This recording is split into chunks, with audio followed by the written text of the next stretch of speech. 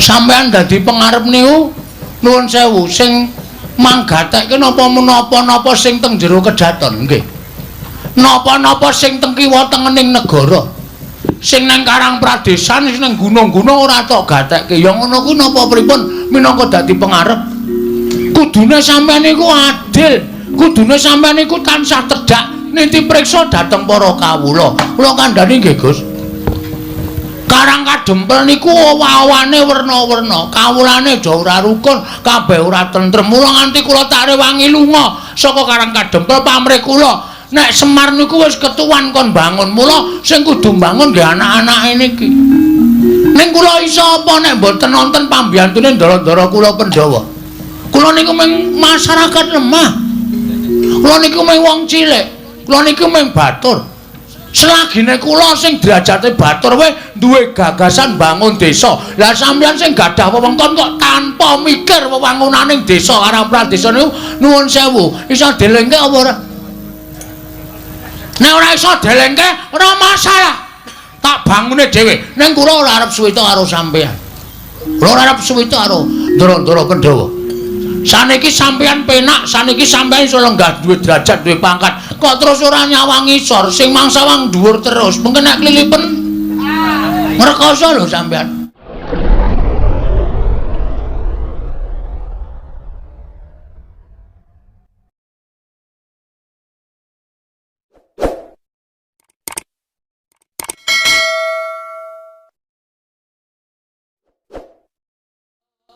Sretinon ning pasewakan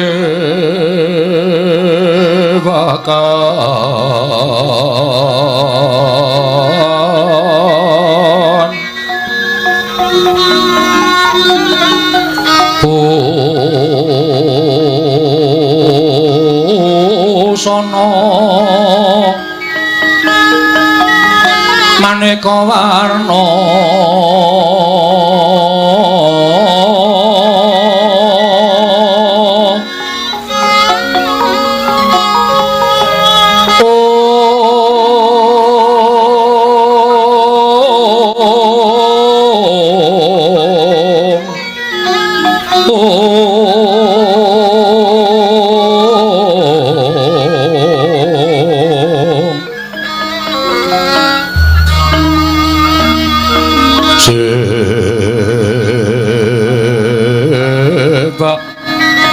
Puspiteng Udyana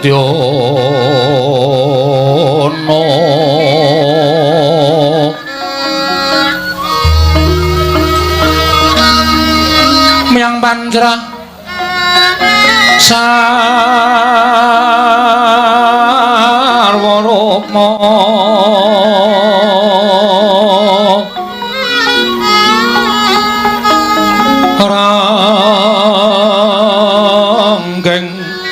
manik nara narawata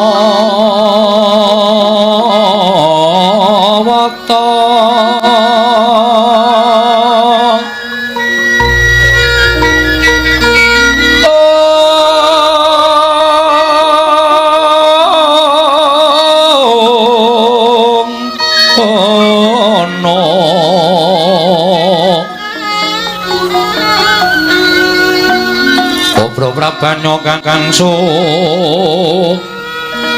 merah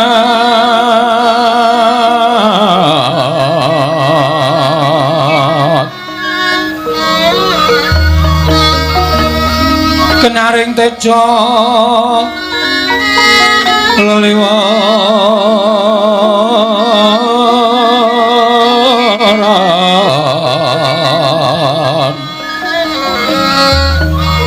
lir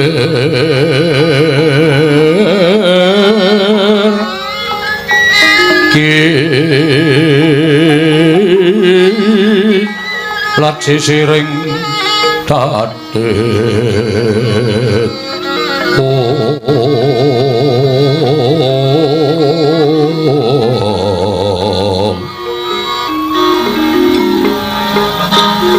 wimbo kekanda amre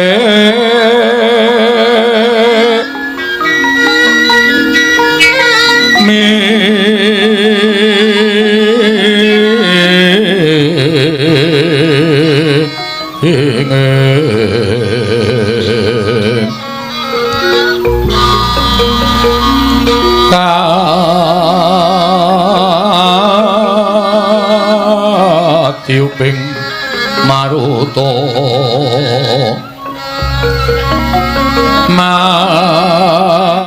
maruta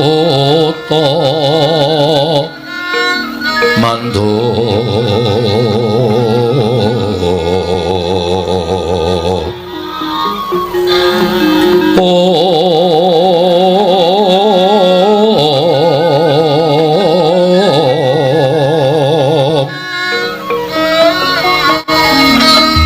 sabaran mangambar kongas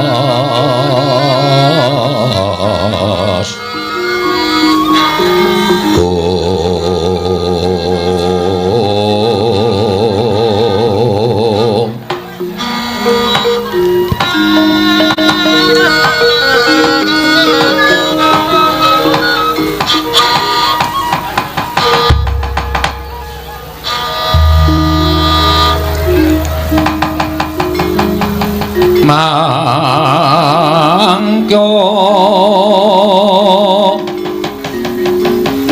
darajating praja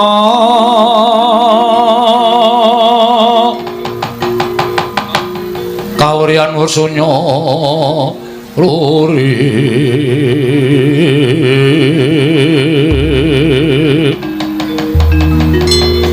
lurah mangrehing ukara karono tanpa palupi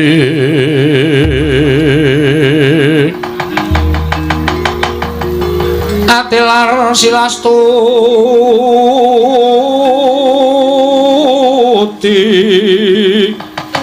sujono sarjono kalulun kala tidha tidhem tandhaning mati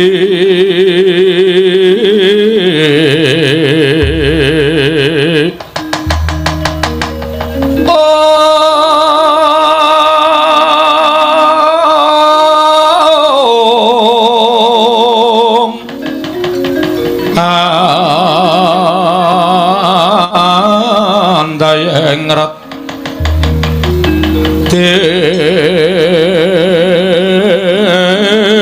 ning karoban rubedo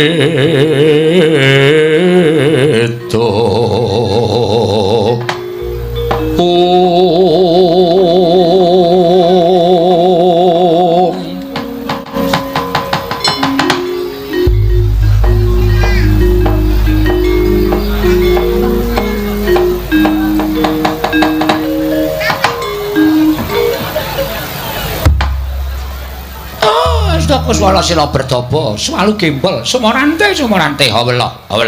Lho. Iki ora pangling kaya rawuh Adipati Harya Sengkuni. Ana ing pertapan Sukalima, Di. Janur gunung kadingaren. Adipati kersa rawuh ana ing Sukalima. Padha kanthi harja sak tindake Adipati Harya Sengkuni, rawuh ana ing pertapan Sukalima kene, Di. Adipati Harya Sengkuni. Iya Kakang Durna. Tansah winantu ing Supa Basuki praptaku ning Sukalima niring Sambikala. Aku ngaturake pudya pangastawaku wae katur ngersaning Kakang Prembaning Sukalima. Oh iya tak tampa Dik Patih tak tampa.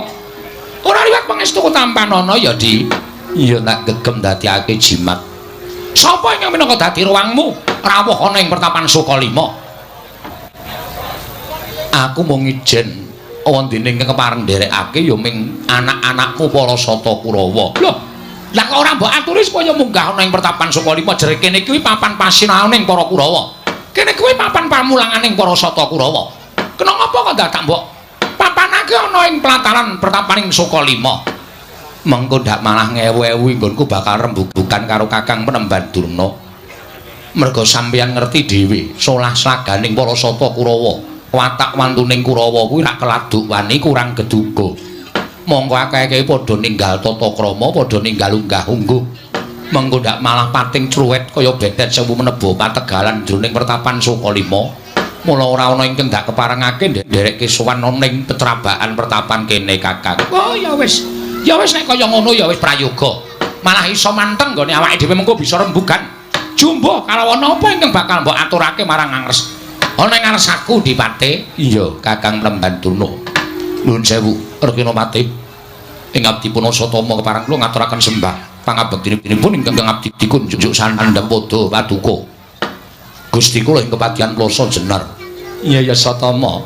Sira atur bekti kelawan aku wis ndak tampa liwat pangestuku tampanana. Lha pundi nggo jimat paripit. Dayana ning kasantosan. Paring pangestu paduka Gusti Plasa Jenar amawakono kabagyaning gesang kula. Gusti Patih Harya Sengguni.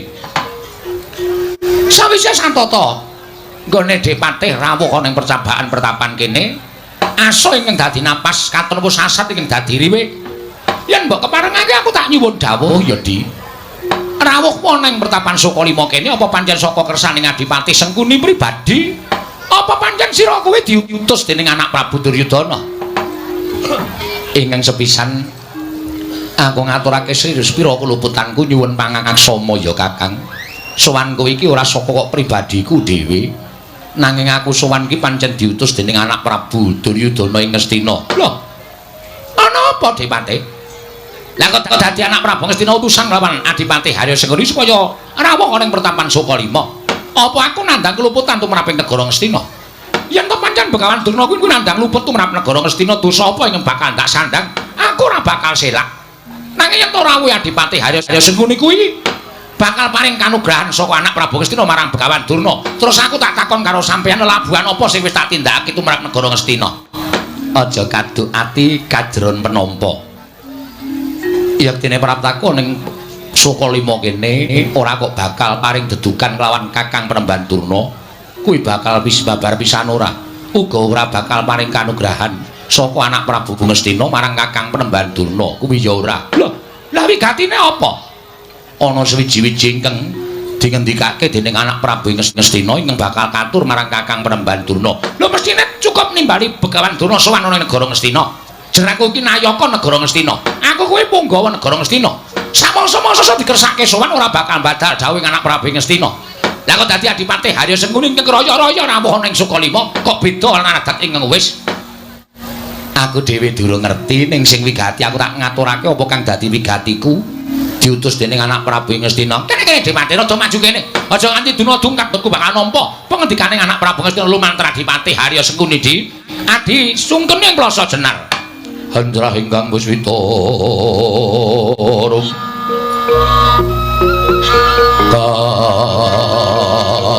kasiliring samirana mrih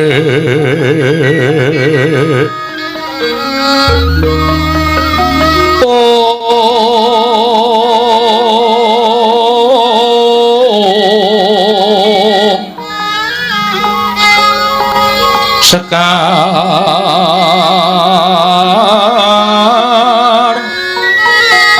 gadung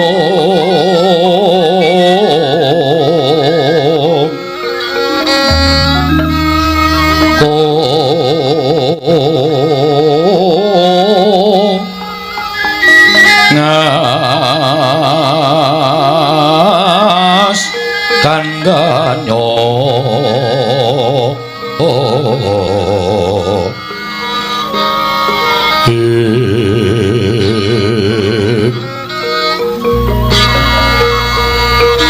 maweraras renaning driya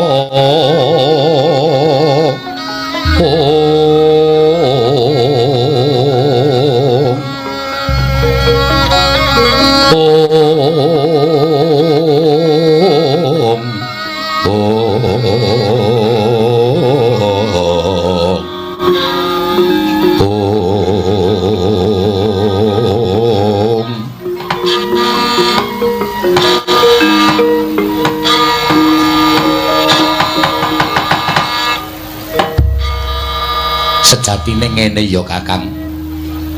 Mataku ning Sukalima iki nyambung ngendikaning anak Prabu Ngastina. Kakang Prembandurna ngerti dhewe pendak-pendak Ngastina ngadani pasewakan, pendak-pendak Ngastina ngadani pepanggen ana ing parapatan negara Ngastina. Sing dirembug ora ana lek kejaba mung matine para Pandhawa. Lan ngerti yo nganti tekan dina iki penggali anak Prabu Duryudana kuwi ora tentrem, ora jenjem, lan ora kepenak nggone dadi nalindra ning negara Ngastina. Merga Pandhawa isih urip ana ing alam padhang. Mula tumuli aku didhawuhi dening anak Prabu Ngastina ngelingi yen to Pandhawa kuwi murid sampeyan, Kurawa kuwi ya murid Sukalima. Mesti wae Kakang Penemban Durna minangka dadi guruning Pandhawa kuwi sak tenane. Upama sampeyan kuwi gelem jujur, mestine Kakang Penemban Durna kuwi ngerti karo pengapesaning Pandhawa. Lah, gandeng ingkang dijangka dening anak Prabu Ngastina kuwi patine Pandhawa. Kakang Penemban Durna saiki disuwun supaya ngatonake dharma bektine marang Nalindra Ngastina lan tresnane marang negara Ngastina lan minangka dadi nayaka lan punggawa. Sampeyan didhawuhi supaya ngendikake pengapesaning Pandhawa kuwi janjane menyang endi. Yen Kakang Penemban Durna wis paring dawuh, mengko sing makarya utawa sing bakal tumandang para Satata Kurawa, Kakang Penemban Durna cukup paring pangandikan wae. Merga aku ngerti, sampeyan kuwi brahmana, sampeyan kuwi guru. Ora ana jamak lumaring ngatasé guru kok mentala karo siswane. Jaga marang asmaning Kakang Penemban Durna supaya tetep arum mangambar. Aja nganti klepetan dedusan merga saka anggone Kakang Penemban Durna bakal paring pepati lawan Pandhawa. Cukup Kurawa sing tumandang ning Kakang tak aturi jujur. Janjane pengapesaning Pandhawa kuwi menyang endi lan sapa? Wis, kuwi sing dadi sedyaning Patih Sengkuni sowan marang Sukalima. Saiki tak suwun Kakang Penemban Durna paring dawuh kelawan aku. Monggo yen wis cetha dawuh Kakang Penemban Durna bakal tak aturake anak Prabu Ngastina. Sampeyan iso ngaturake kringkianing Pandhawa wae tak kira wis dadi bombong bungah penggaling anak Prabu Ngastina Kakang Penemban Durna. Oh, lole. Kenthos waluh gembol manyar-manyar duk ning dungkul wana dadi alas-alas dadi wana. Oh, lah ora ngimpi apa-apa kok dadi lakonku kaya ngene ya Dik Patih. Kok sampeyan dadak paring pangandikan kaya ngoten? Lho, mestine ngoten. Upama kula menika dipun dawuhi munggah gunung, yen perlu njegur segara. Upama Begawan Durna menika dipun dawuhi supaya manjing telenging geni sing murup, kula ora bakal wegah. Kula saguh wateng menika ingkang dawuh inggih menika anak Prabu Ngastina. Ning sareng sampeyan menika paring dawuh ya Di, panjenengan ngendikake piye to kringkianing para Pandhawa? Oh, jujur wae, mak tratap atining Begawan Durna. Mak tratap atiku. Merga saka rumangsaku kuwi dudu pegaweanku, kuwi dudu ing dadi kewajibaning Begawan Durna. Oseta. Kok sampeyan iso ngendika dudu pegawean sampeyan? Pegawean kula niku mung mulang para Kurawa lan mulang para Pandhawa. Kula menika guru. Jarwa dasa ing guru menika iso digugulan ditiru. Sawenehing ilmu ingkang kula duweni sing tak duweni tak paringake marang Pandhawa lan Kurawa. Wewangsaning kawruh sing wigati lan sing migunani tumraping urip tak paringake marang Pandhawa lan Kurawa. Lah kok dadi Durna kok kon mateni karo murid dhewe nika piye to Dik Patih? Kula nek arep nglakoni pripun? Sampeyan mboten kudu mateni Pandhawa.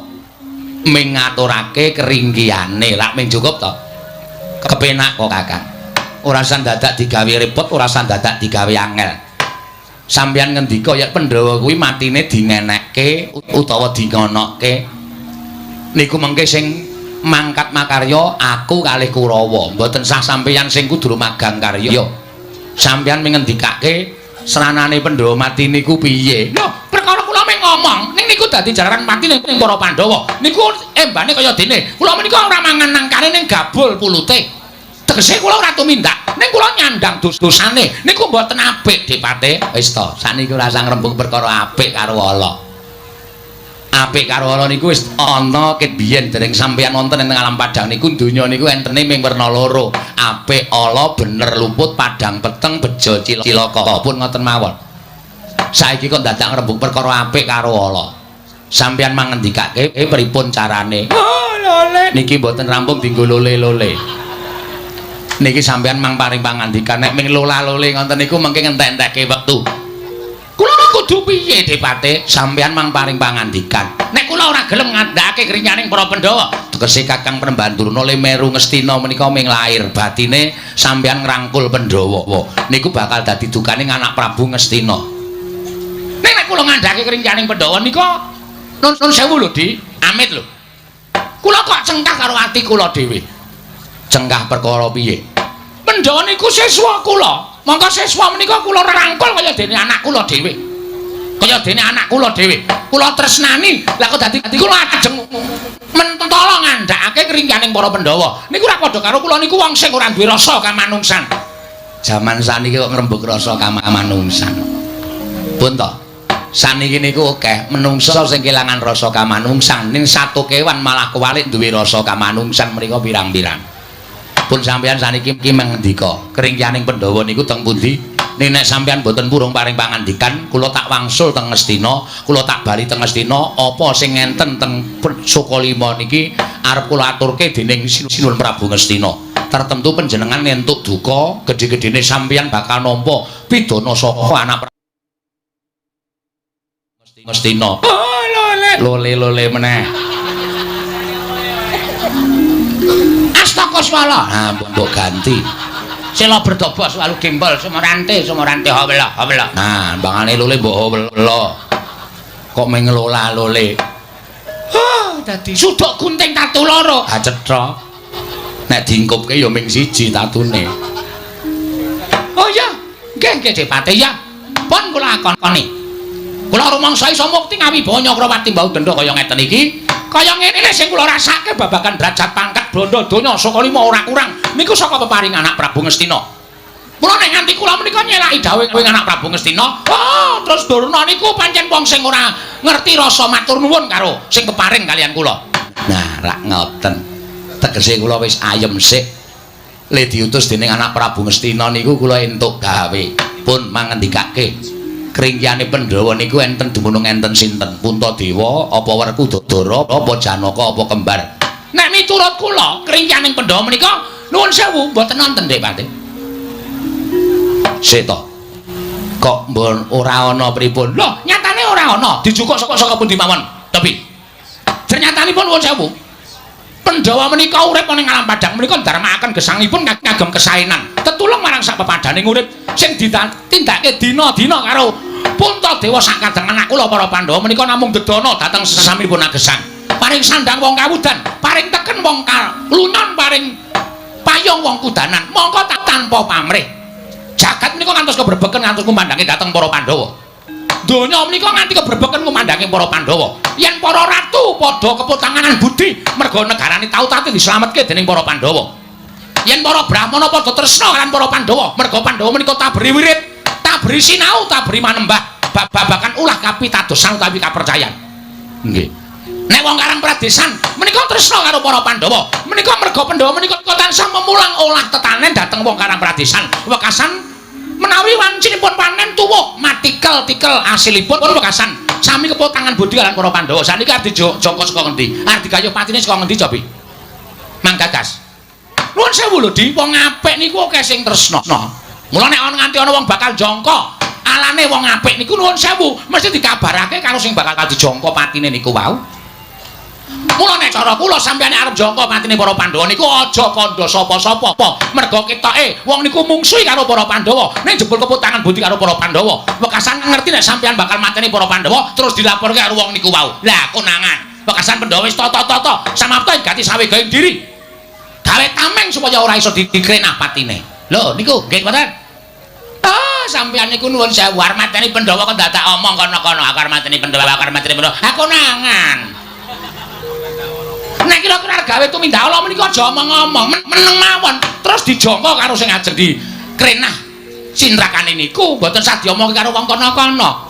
Ning mboten wong Kurawa niku watake umuk, Kurawa niku watake sombong, Kurawa niku anake sesungaran. Nek arep duwe gawe, arep jongko gegayuhan mesti dikandak karo wong kono-kono. Men dikira wong gumendhong, men dikira wong waelok. Nggih. Nggih pripun? Kandhane kok nggih. Terus saniki kula tak takon. Pun ngeten mawon, nek Pandhawa 5 niku ora ana ringkihe sakniki kula tak takon, Puntadewa niku ringkihe wonten pundi? Mboten wonten kringkihane Puntadewa.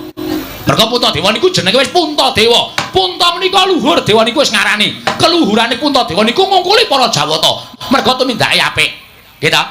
Tumindake bener, tumindake becik. Ngoten. Sapa sing ora keput tangan budi karo Puntadewa? Mula Puntadewa niku nuwun sewu. Klebu sawijining ratu sing disebut Getih Putih. Merga saka sucine lair lan batine. Ati lati makarti nyawiji menika Puntadewa. Aja kok bondo donyane dijaluk karo wong liya. Nuwun sewu. Nadyan derajat pangkat kanalin dan dijaluk karo wong liya Puntadewa ikhlas. Aja kok derajat pangkate Drupadi bojone dijaluk wong liya diwenehke kok. Aja kok bojone pati uripe dijaluk karo wong liya diwenehke. Niku Puntadewa. Mula ora ana wong sing suci-cine ngungkuli Puntadewa. Nika nek pun nesu medeni. Nika gadah wujuding kalung sinebut kalung robyong. Nika nek kalunge nganti senggol kali Puntadewa.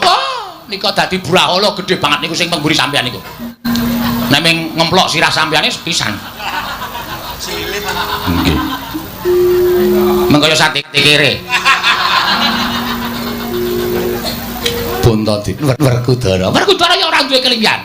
Werkudara ya ora duwe kriyan. Niku arep wong agal growal-growal ora iso basa, ora iso ndodok, ora iso unggah-ungguh, ora iso tata krama. Ning sapa satrasa sing tau ketemu karo dewane dhewe? Mung Werkudara. Saka sapa? Saka. Iya. Percaya aku. Lho, ngilmu kasampurnan ngawula panunggal sastra cetha paripurning wangsit. Sastra Jendra Bangruwating Diyu menika Werkudara kagungan. Arep wong gedhe dhuwur kaya ngono kae, wong kasar kaya ngono kae, ning wong iki nyebutake atine ngrawet ngungkuli jejaroting asem. Mula atine lembut.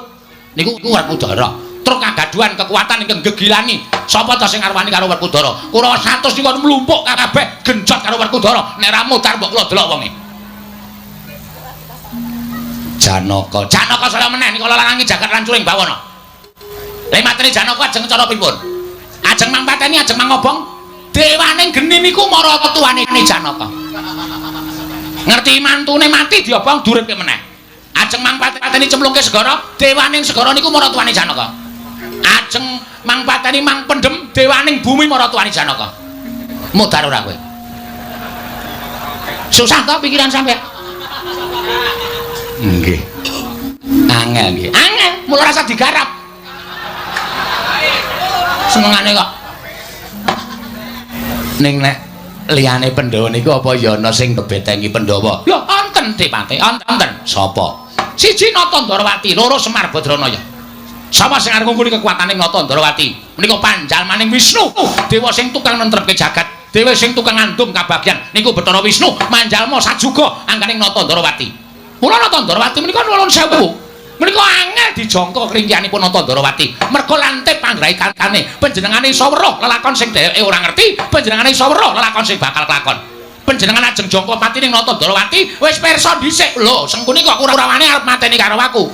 Utusan karo wong-wong supaya nyegat laku sampean. Angel dijangka Dipate. Sulit. Sulit niku asu jengkelit. Angel. Nggih. Terus sijine liyane Natandrawati, Semar. Kula kok ketonto paduka wae pidato gemling-samlingse opo. Sumambrah. Pidato kok digatekke lho. Semar Badranaya. Lho, Semar menika arep midrajate ngaceplik wong loro saudha telu saurupan. Wong batur saumpamane. Ning Semar niku kekuwatane ngedape-dape. Mula akeh sing padha nyebut pusaka bisa kandha jimat sing bisa ngucap niku Semar Badranaya. Jaman rumiyin Semar diboyong dening sinten kemawon.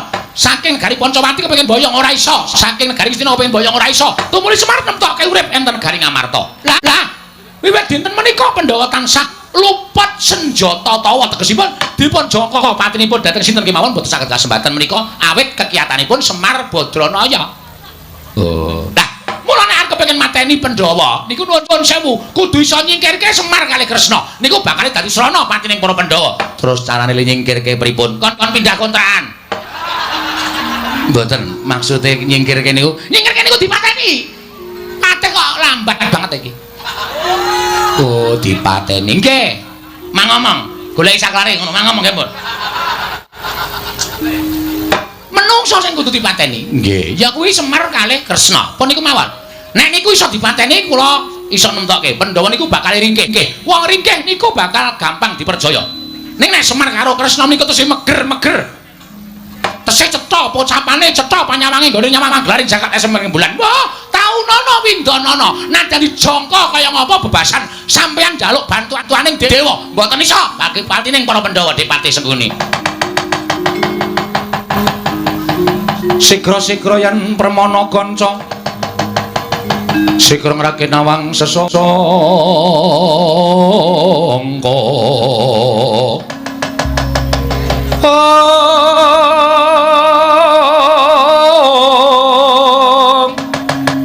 Nalendra Marwa sing sang katri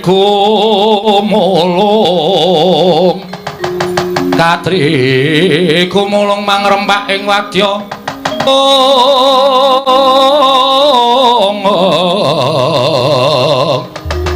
Kura-kura reka kiri-kiri Prananggana magawe gelar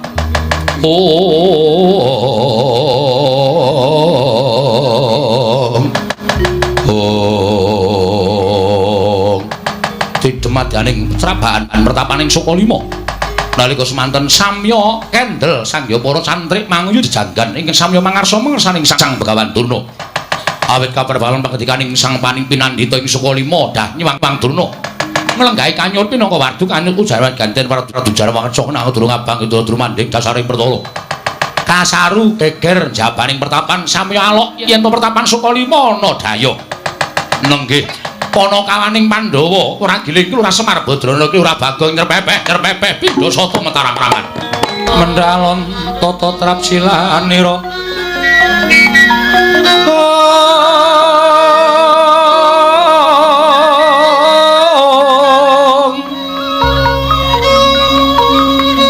ngajamaken astanira kalih astanira kalih pisan yen ngandika magawe prana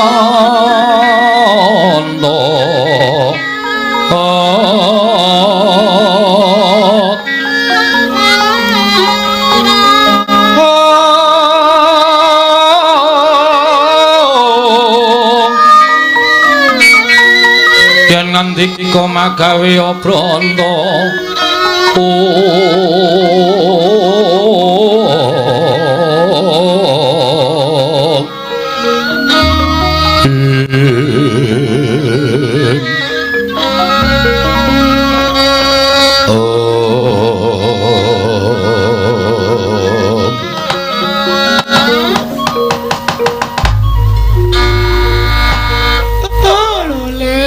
Kentha selalu gembol manyar-manyar juneng dungkul wana dadi alas-alas dadi wana. Dipati, pripun? Gawe kaget ati kula tak kira ana cantrik ingkang sowan. Lah iki ora mangling rak Bagong to Dipati. Wiladara. Iki kok aneh temen. Ing atase Bagong kok sowan ning Sukalima. Ning ati-ati lho, Kang. Bagong kuwi wong ndunggal kewarisan kuwi anake Semar. Mula nek nganti mengko Kakang kuwi klera-kleru le paring pangandikan gedene nyocok atine Bagong aja takon dosa bocah kuwi arep kaya ngono nek nesu ngilani lho Kang mula tak gawe ati-ati ya Di iya sing ati-ati wigatine apa gek timbalana kae kok malah merem-merem kok malah turu bocah kuwi oh Manakawan Bagong gawe kaget atiku dene kowe sowan ana ing Sukalima janur gunung kadingaret monggo adadan sabene kowe kuwi ora nate sowan ana ing Sukalima Bagong kowe padha raja sapraptamu Panakawan pangestunipun Penemban Durna tansah winantu ing kabagyan sowan kula tebih saking Sambikala kepareng kula ngaturaken sembah sumungkeming pangabekti kula konjo oh iya tak tampa pangestuku tampan ana ya Bagong kula pundi nggo jimat paripe ndayanana ing kasantosan. Oh, Dipati, sajake rada lerem atine kok. Basane ya genep tata kramane ya unggah-ungguhe. Iki lagi pertama. Engko saya suwe ya saya sakarepe dhewe aku kuwi kulino karo Bagong. Bagong Padhararja sak praptamu. Pate Sesuki. Lah Sengguna lali Sengkuni winantu ing kabagyan sowan kula kepareng kula ngaturaken sembah pangabekti kula konjur kena Pate. Iya Bagong tak tampa pangestuku tampanana. Kula pundi nggo jimat Bagong Padhararja sak praptamu. Ndara Satama? Ya. Wilujeng Ndara bekti kula konjuk. Ya, pangestuku tampanana. Nggih. Keng ibu pundi? Hus. Ngandel ora. Wis. Meng kepengin kangen Tahu tanggo balapan jarane. Ngandel ora. Oh, Bagong kowe aja kebangetan ya, Bagong. Iki mapanane ning Sokalima, mula kowe kudu nganggo tata krama. Mengkaten inggih Penemban. Kowe ana wigati apa? Apa sok wigati saka karepmu dhewe apa diutus karo bapakmu Semar? Sowan ning pertampan Sokalima lah kok dadi mengijen tanpa ruang. Nuwun sewu Penemban.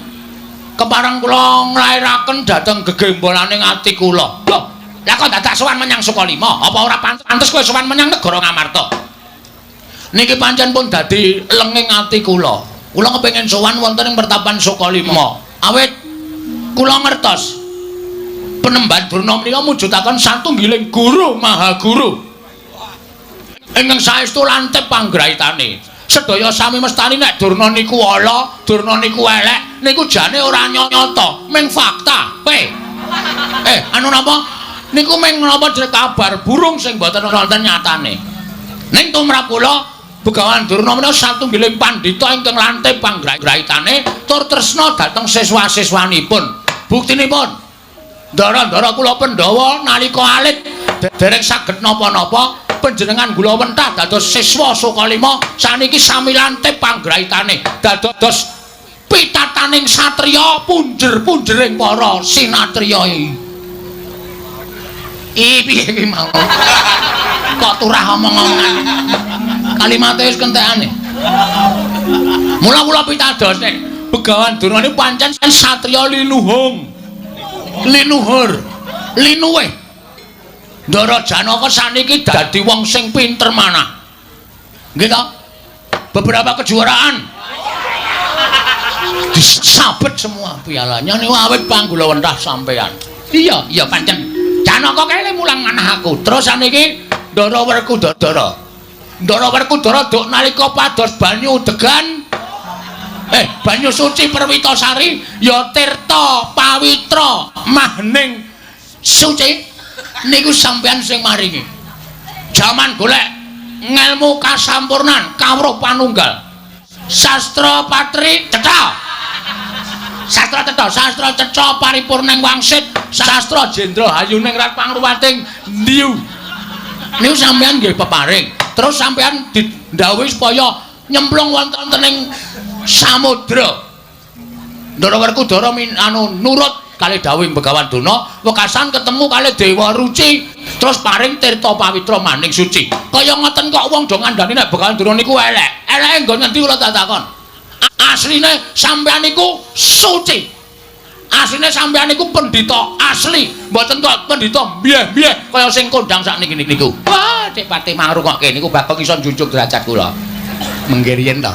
Mengke riyen ampun bombong atine sik ken teruske ature ken teruske terus wigatine kaya apa nah sowan kula mriki menika Penemban kula menika estunipun nggadahi raos susah ing Batos merga kawontenan dusun kula menika sampun boten kanten-kantenan kawontenan desa kula desane Bapak Karang Kadempel menika samenika sampun boten tentrem sampun boten ayem sampun boten rukun langkung-langkung wonten menyebarnya nggih menika gosip virus corona ini membuat resah para penduduk desa wekasan wis pokoke padha nungsang puyang gudel bingung gregeten kula tuku dayaju mbangane corona ngandel ora saya suwe ra saya ora cetha to kok sik Bagong kowe aja ngawu gawar-ngawur terus piye nah terus kula niku jane kepengin bangun desa kula supaya pulih wong niku padha ngerti marang ketentreman ngerti marang kerukunan lan ampun gampang disok-sok karo napa niku pawarta sing saya gawe memedi tumraping para kawula. Srana kula kepengin bangun desa. Ning kula ngertos wong ajeng bangun desa niku mboten mung agalan tok, tegese ora mung kekuatan lahir tok. Ning uga kekuatan batin. Nah, mula saking menika dinten menika Penemban kepareng mboten kepareng kula badhe suwita dados siswa panjenengan. Kula dados cantrik panjenengan lan mugia paduka Sang Maha Guru kula. Kepareng maringana wejangan ngelmu kekuataning batin tumraping kula menapa kekuatan batin kedah kula upaya wonten pundi papanipun. Kula pitados kalian Penemban Durna. Napa sarep pengendikaning Penemban Durna badhe kula nut, kula badhe ngestokaken dawuh. Cekap semanten atur kula naik wonten lepatipun nanggen kula mujatur kiranging parama sastra lan kiranging basa diagung pangasami wekdal kula aturaken dhateng Bapak Pranatacara matur sembah nuwun. Piye Kang? Riyen dipati mangke riyen. Niki wonten srana ning sampean mang-meneng mawon. Oh nggih. Loh, kok sik Bagong? Lah musuh itu karo Begawan Durna kuwi apa lahir batin? Serius. Lahir batin. Bumi langit dadi paseksen. Menawi ngantos kula mangke niku antaraning ati lan lati kali ati ora nyawiji sampeyan mangesotke kula. Lho. Mangsotke Bagong kere sak lawase. Kula kinten biyen kula nggih pun kere. Yen pancen kowe lahir batin bakal tak udaneni. Jernyatane yen pancen Begawan Durna kuwi nampa siswa ora milake siswa sing duwe derajat pangkat, siswa sing sugih apa sing miskin, nanging bakal tak tampa lahir batin nggonmu suwita karo aku. Aestu Penemban, tenan Bagong. Oh lah nyenengake matur sembah nuwun nika kula nggawa gula teh. Oh iya iya. Menika diaturke sakniki napa mengke? Mengko wae gampang. Nggih. Engko ndak kowe kabotan. Kowe ngending kok. Wong ming seprapat-seprapat. Ya wis ora apa-apa, tak tampa wong kuwi jenenge tresnane murid karo siswa. Nggih, matur sembah nuwun tanpa pepindhan. Lah ingkang salajengipun kula nyuwun dawuh, kula badhe kaparingan menapa dinten samangke kula nyuwun pangendikanipun Begawan Durna. Oh, Bagong kowe tak kandhani ya. Nggih. Iki mau aku karo Adipati Haryo Sengkuni kuwi nedeng ngrembug bab impen. Lho. Ngimpi? Iya. Sampeyan ngimpi ngapa? Ditiliki teng 1001 malam mawon. Mengke teng mriku menawi impenipun kembang menika loro, menawi godhong menika 3 lajeng dipun wolak-walik mawon. Panjen bocah nek wis tuwidaya elek iki kaya ngono kuwi. Aku ngimpi, iki aku ngimpi yen to kowe kuwi mangku Sang Hyang Rembulan, Bagong. Weh, tegese napa niku? Kowe bakal entuk kanugrahan sing gedhe, kowe bakal entuk kabejang sing gedhe. Lan apa yang mbok aturake mau mbok menawa jumbuh karo impenku, nggonmu bakal dadi panutaning para kawula sak padukan karang kadempel nggone bakal mbok bangun mau. Sayekti iki mengko mbok menawa dadi srana kasembataning sediamu Bagong. Wah, jan tepat. Ora ana klerune. Ndekno Pandhawa kuwi ya akeh pendhita-pendhita sepuh. Begawan Abiyasa kae ya pinter, ning aku ketok ora srek suwita karo Begawan Abiyasa kae. Terlalu halus. Aku golek pendhita sing kira-kira so halus so kasar. Ya gelem tumindak elek, ya gelem tumindak apik. Pokokane cocok Penemban Durna. Iya, Bagong. Matur sembah nuwun Penemban. Lajeng impenipun menapa? Lah, iki mau sejatine aku bakal paring pangandikan kelawan kowe. Nggih. Keparingipun paring pangandikan menapa? Kowe tak kandhani ya. Bakal kelakon penjangkamu, bakal kelakon nggonmu bakal kedunungan sarta bisa mbangun desa. Waton kowe bisa ngupaya kang aran Kayu Kastubamulya. Kayu Kastubamulya? Iya. Kowe dadi srana syarat wangunaning desa ing mapan ana ing panggonanmu. Yen kowe bisa nggayuh Kayu Kastubamulya, mbok menawa kowe bisa sak traju sak babak karo Raden Werkudara, siswaku untuk nalika semana. Lha madosi teng pundi niku? Niku toko kayu do enten mboten nggih? Nek Kayu Kastubamulya kuwi dudu kayu sak lumrahe. Ning kayu kuwi kayu duweni daya. Kayu kuwi duweni kekuatan. Kayu kuwi kayu sing malati. Sarta kayu ing saben wong ora duweni. Ya kuwi Kayu Kastubamulya. Terus anggenipun ngupadi wonten pundi? Nah, kowe tak kandhani. Kayu Kastubamulya kuwi papane ana ing Gunung Candrageni. Waton kowe bisa munggah ana ing Gunung Candrageni, iso nggayuh kayu Kastubamulya. Oh, apa yang mbok jangka bisa kasembadan? Pembangunan ing desamu bakal ngrebda ngrembaka Panakawan Bagong. Kakyatri sang kapirang-pirangu rinangkul kinembet kembet.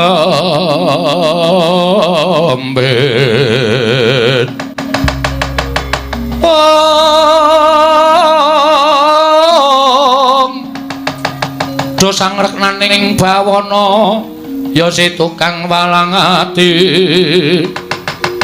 ya si tukang ngana sing tias ya si tukang kutu kering ing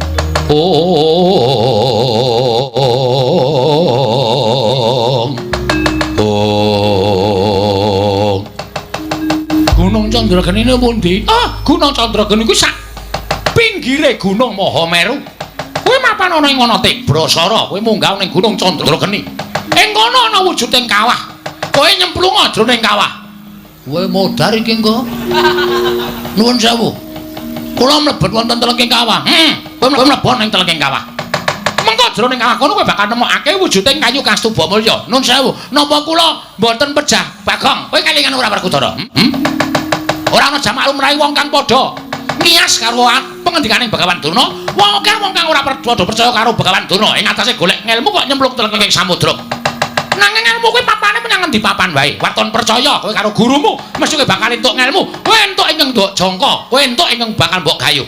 Oh nggih. Nggih ngestaken dawuh.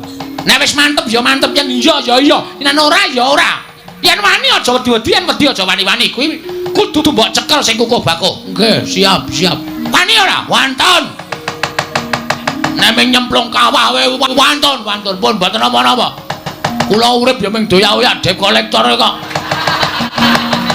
Lha wong kula nyemplung telenging kawah wae malah entuk ya kelakon mulya, ora entuk ya modar teng mriku mboten napa-napa. Oh, bagus. Yen pancen kaya mengkono kowe mangkat to. Dina iki dina ingkang prayoga. Dina iki wektu ingkang apik tibane ratu yen napa engko gayuh bakal iso kasembadan. Nune nggih ngestaken dawuh. Nyuwun pamit penembahan matur sembah nuwun nggih sampun paring ilmu kalian kula. Oh iya Bagong iso ora dadi ngapa. Ana ki ana pante kula nyuwun pamit. Ya Bagong sing ati-ati aja kaya bocah cilik. Ndara Satama kula nyuwun pamit. Ya Bagong sing ati-ati aja kaya bocah cilik. Nune nggih sampun nggih penembahan. Oh iya Bagong tak sangoni puja sesanti. Nereng sambi kala sak laku jantramu. Muga-muga kesempatan panjang kamu. Nyuwun pamit tambahing pangestu. Sing ati-ati aja kaya bocah cilik Panakawan Bagong.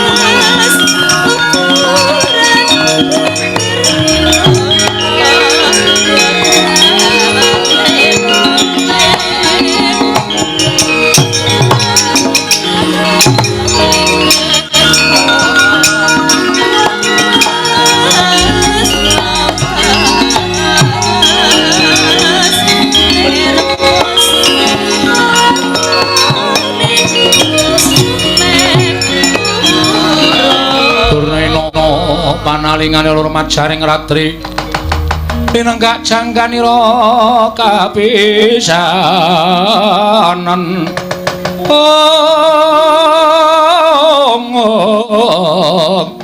aning perang Bratayuda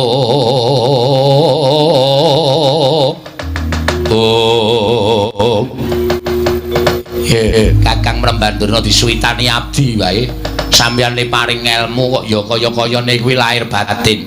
Nek ngoten pancen cetha nek Kakang Mrembandurna niku lahir ndedheple teng Astina nanging batin sampeyan ngrangkul marang para Pandhawa. Oh, mangke rimpin to Depate, mangke rimpin. Sampeyan niku nek mboten ngerti niku mang takon aja sok nemtokke manut karo ati sampeyan dipun kok ndak ora apik kedadeane. Lah nyatane kula ngerti sampeyan menehi pusaka wujuding kayu Kastubamulya. Nuwun sewu, kayu Kastubamulya niku kaya ngapa kok ya ora tau weruh. Lah kok iso ngandhake papane? Sampeyan wau kula rak pun jawil karo sampeyan to, Di. Pang meneng mawon iki enten Srana. Sampeyan ngerti mboten Bagong niku sapa? Bagong niku anake Semar. Monggo Bagong niku ora kedadean saka sing gawe urip niku mboten. Nanging Bagong menika dumadi saka ayang-ayangane Semar. Mula Semar nika pancen kondang ora duwe ayang-ayang mergo ayang-ayangane Semar niku dadi wujuding Bagong. Dadi nek Bagong niku mengke tekaning pati, Semare mesti uga bakal nlongso atine. Gedhe-gedhene bakal tekaning pati, Di Pati.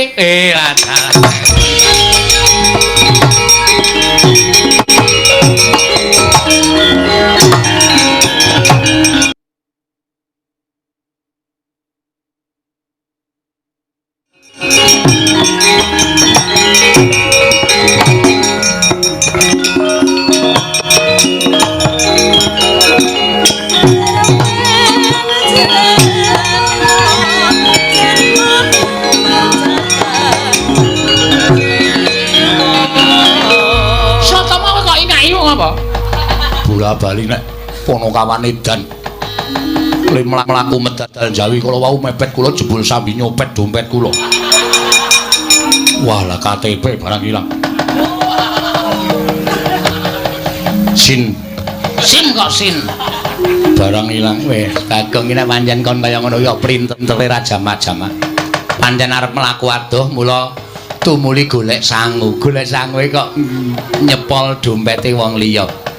Oh, Demante. Pripun? Bagong munggah wonten ing Gunung Candrageni ora ana ing bakal bisa bali urip. Mesti bakal tekaning pati. Nggih, kula ngaturake panuwun. Lah, kejaba saka niku gandeng kula wis menehi dalan. Mula sampeyan ya kudu makaryaning ing abdi kepatihan pripun Kakang Mrembantuna. Kurawa mang ketapke. Bagong dilimpe ning dalan, pateni teng dalan. Upama mengko munggah Candrageni Bagong ora tekaning pati, nek Kurawa melu gawe srana pati ning Bagong niku luwih becik lan luwih prayoga. Oh nggih, ngestakaken dawuh.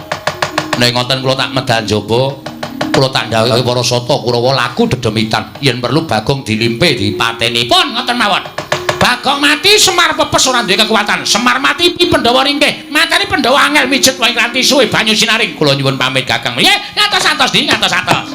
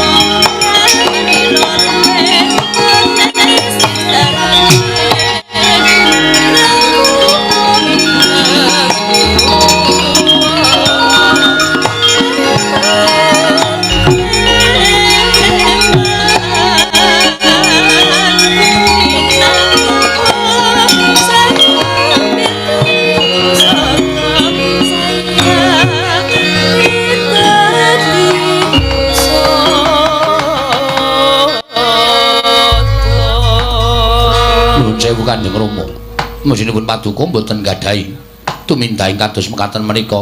Wis ketama ya kaya ngene iki wong sing kudu mbelani karo sesembane, mongko janjane geseh karo atiku. Ya wis ben ora apa-apa wong nyatane aku ya mung dadi srana. Wis mongko perkara dosane tak tanggunge. Iki kabeh mung goleke kamukten kowe ya Kirsa Tama. Bri ngestaken dawuh. Kowe dadi sawiji karo para sata Kurawa yen perlu bisa gawe srana patine Bagong. Nggih ngestaken dawuh. Bubarna para cantrik mangyu janggan padha mangarsama. Pun bapa wong atuamu nedya manjing telenging pertapan. Nggih, ngestaken dawuh Bapak Penemban. Kaya wis ora ana dawuh maneh, Ger, anak Wasatama. Purna ganti ning pananggilan. Sang Pinandita arsa kundur ngedatun jeluk saking dampar kencana kinampi gambaran gading. Kadhiraken sangganing perombahan jadi manggung ketanggung Joko Paloro ing sami ngambil patraning keprabon. Kawis tinggal saking Mandura tindak nyosin Narata. Lamun nganti non saking Mandura kaya tansah katon bebayaning marga.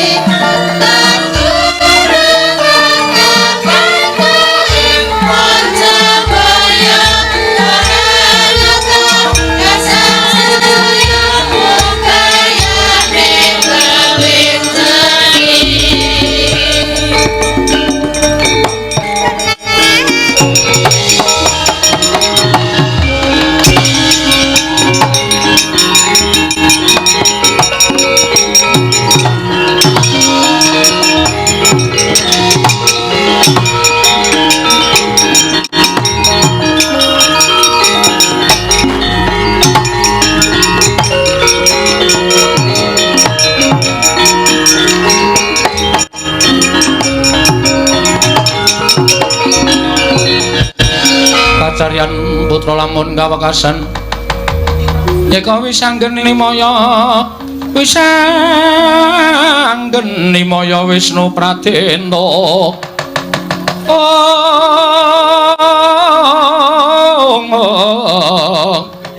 wis anggen limaya Wisnu Pratenta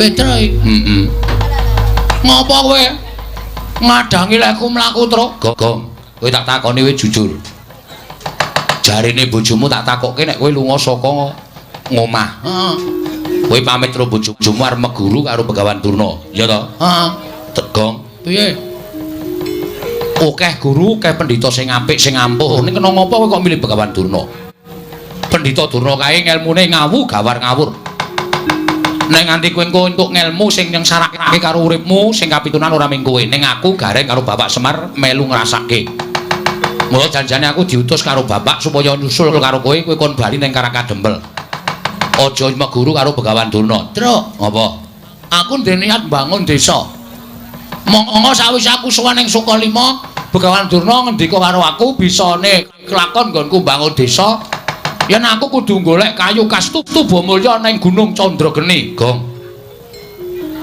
kayu Kastubamulya kuwi wis tau weruh rupane urung lho urung lah kok tak goleki tur kowe manut karo ngendikane Begawan Durna kok kowe arep munggah Gunung Candrageni pancen sing wis tak antepi to jarene Penemban Durna nang kono engko ana kawah nek aku wani nyemplung kawah aku entuk kayu Kastubamulya Gong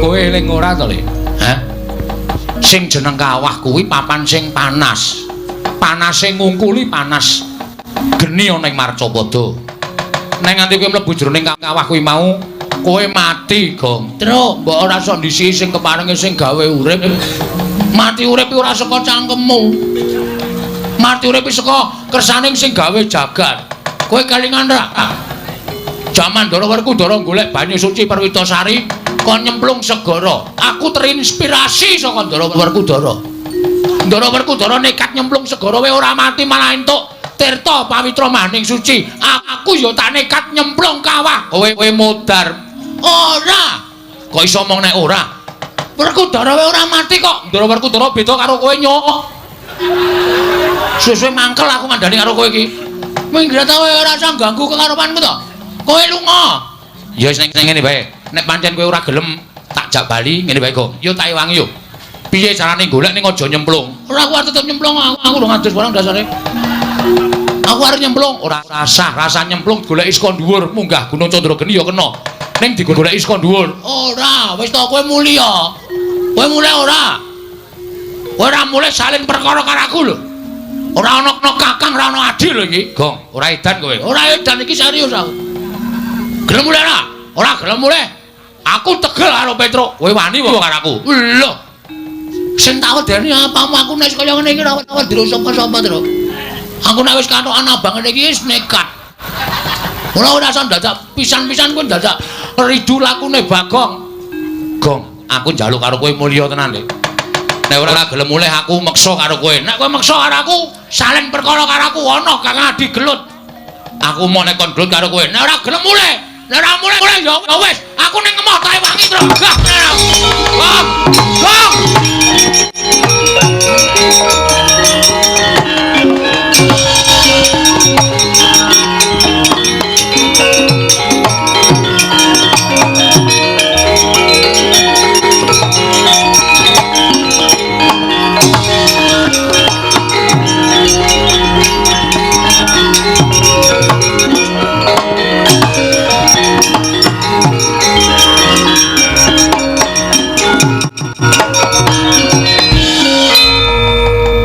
Gong Bagong melayu-melayu nasak Karang Pradisan Kurawa nggone laku dedemitan tegese pacak baris aja nganti kawistara dening Bagong iya paman sampun cethuk menika pelajaripun Bagong Kartomarma wonten timbalan jupuka tombak sing ampuh utawa sing landhep clorongan tombak saka kene si Bagong.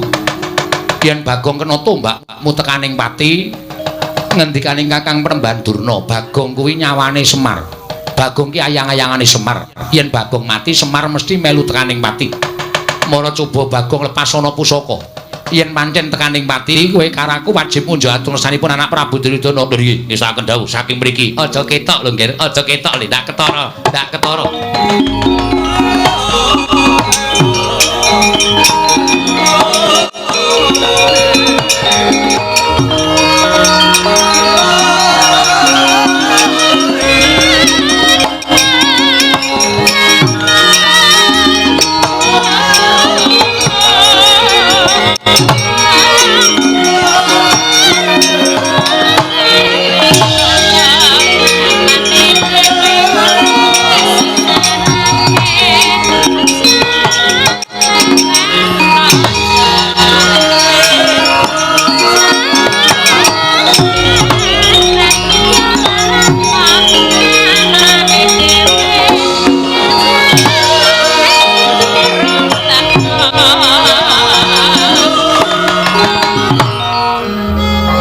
Kaya kilat kesit pindha tatit lampahing pusaka inggih dipun pasaken dening Sang Kartomarma mawi daya kemanden mila pelajari datan kasak netra Kilura Bagong datan Prayitna kenging dadane nalika semanten konta kaprapal kendang kapracondang mbuh tibani wonten pundi papan dununge kagiat Kilura Petruk kantong bolong nyuwurupi kawontenanipun ngrai Kilura Bagong.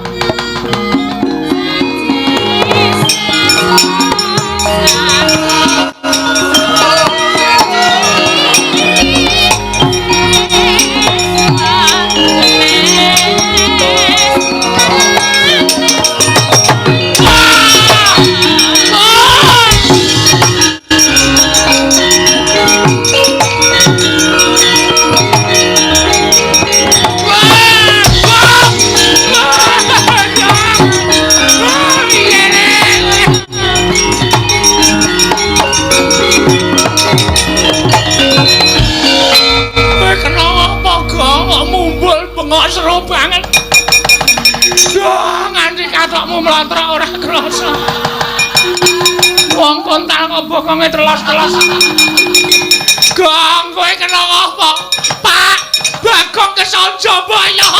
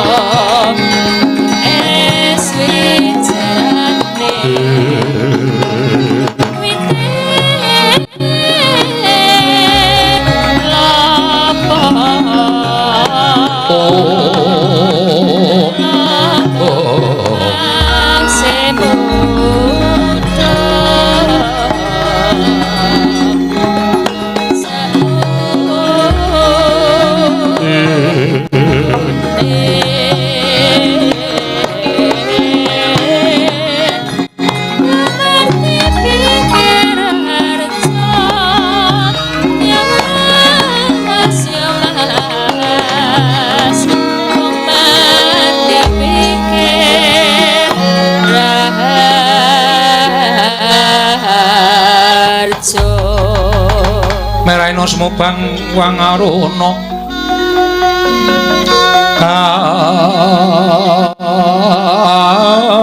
dinetaning uga rapuh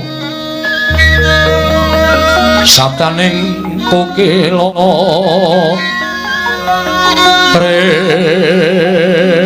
ring kanikara sagetar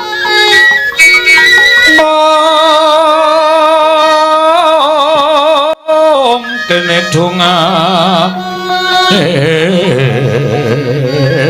engkong lir wowo sing pene panca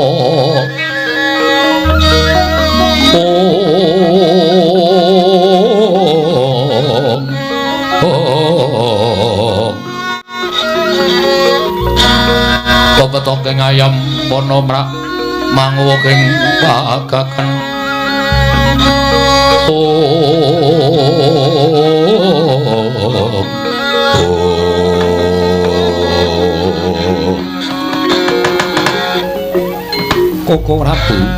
Koko Prabu Ndarawati inggih wonten dawuh Yayi rawuh paduka Kanjeng Koko Prabu saestunipun namung badhe kula suwuni priksa krana sampun wonten pinten-pinten pisuwanan Kakang Semar Badranaya mboten ketingal sowan menggah menapa ingkang dumados wonten ing praja utawi Karang Kadempel nuwun sewu mesinipun paduka Yayi Prabu mboten sisah nyuwun priksa dhateng Raka ing Dwaraka krana mesinipun paduka Yayi Prabu tumunten utusan kelawan kadang kula ing Jodipati menapa dening Madukara supados niti priksa kawontenanipun Kakang Semar nanging sabab menapa dene paduka Yayi mboten utusan kelawan kadang kula panenggak tuwin panengah supados analiti kawontenaning Karang Kadempel Koko Prabu estining manah-manah namung badhe nyuwun priksa dhateng jengandika Kanjeng Koko Prabu krana kuwatosing manah kula menawi Kakang Semar menika nggadahi raos kagelan penggalihipun dhateng para Pandhawa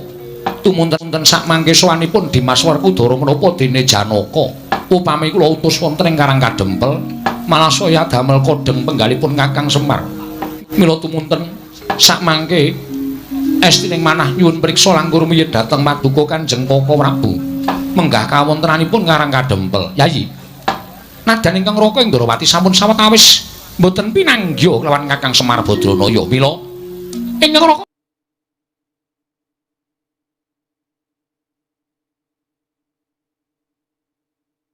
mboten saged ngaturaken kawontenanipun Kakang Semar wonten menapa dene sampun pinten-pinten pisuman mboten sowan ngersa Paduka Yayi Prabu malah saking pamrayoginipun ingkang Raka ing Dwaraka monggo gandeng sak mangke ingkang Raka sampun sowan wonten Garing Amarta menapa mboten langkung prayogi menawi Pandhawa tetinju dhateng Karang Kadempel Yayi rekat lampahing rata tanpa antara prapteng sukuning arga ram kang tuminga dendeng saengga praja busekan kang pratangga busekan kang pratangga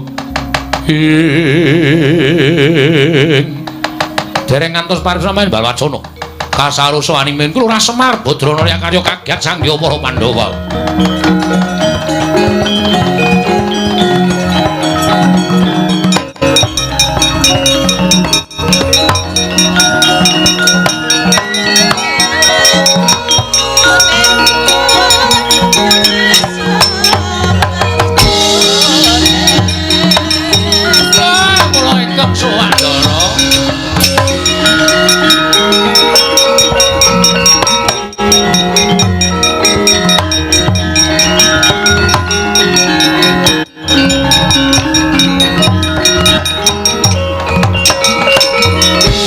Marika den prayitna semuriris seka balik titiyane Gandayane Kakang Semar ning apa malah kepasang yogya katuju ing dene dina samengko Kakang Semar nedheng dadi pirembaganing negara Ngamarta malah dina iki tumuli sowan marang Praja Ngamarta ora terlepat kula nyuwun pangapunten sawetawis panci kula mboten sowan mergi kawontenan Karang Kadempel Ndara ingkang mboten kanten-kantenan kawontenanipun kawula tebih saking raos tentrem Pokokipun menawi kula aturaken menika mangke panjang ingkang langkung wigatos kawontenanipun Karang Kadempel menika dados kawigatosanipun anak kula Bagong. Dumunten Bagong kepengin bangun desa. Srana piyambakipun pados kekiyataning batos suwita dhateng Begawan Durna. Namung kemawon kula menika wis elek-elek ning Bagong wegah dielekake. Wekasan Durna paring dawuh Bagong iso kuat bangun desa yen to nganggo syarat sarana kayu kastuba mulya. Ngendikanipun Pendhita Sokalima kudu golek eneng nginggiling Gunung Candrageni, Bagong kudu nyemplung telenging kawah. Ning kula ngerti kabeh niku pancen pangrika dayaning Kurawa ingkang duweni watak angkara budi candala. Mboten gedhing lan sengit kalih pendhawane ning klebu abdine ya melu digedhingi melu disengiti dening Kurawa. Petruk wadul kalih kula nek Bagong kena pusakaning Kurawa. Kendang kapracondang kontal kaprapal sak menika mboten dipun mangertosi wonten papundi papan dunungipun Ndara.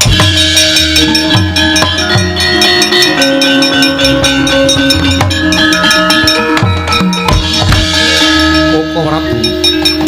Ngawontenanipun Karang Kadempel jebul mekaten. Ketitik Kakang Semar pinten-pinten pisuwanan mboten kepareng sowan. Wonten magepokan lelampan kaliyan Bagong nyatanipun sampun dipun aturaken dening Kakang Semar Badranaya. Kula nyuwun dipun biyantu Ndara.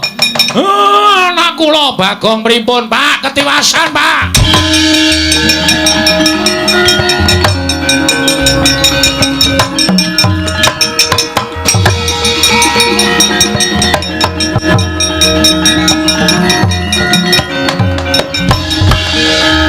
Kawan Petruk mlayu-mlayu ya kene matur Ndara Puntadewa sewu klapatan diagung pangaksami. Nedhengipun kula tenggo wonten alun-alun negari Ngamarta mboten wonten sangkan paranipun dugi. Kula mboten mangertos saking pundi asal mula bukanipun wonten yaksa ingkang ngamuk punggung Surata Tamta Nirbaya Nirwikara Werkudara Janaka Jakaya bocah cilik.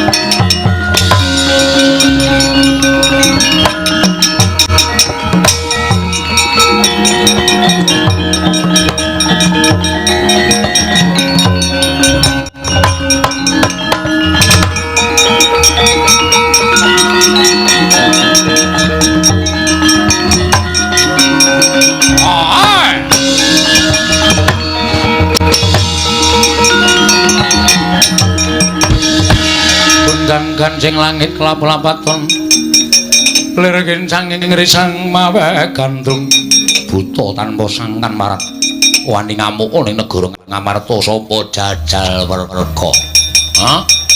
Kowe sapa ngaku Raden Janaka? Kowe ngerti karo aku aja kok kowe bapakmu aku ngerti maratuamu aku apal. Bojomu aku apal, anakmu aku apal, bojomu nang ndi teng tretek. Buta nggugu arepe dhewe gawe wiranging Janaka pecah siramu. Pecah genti kowe.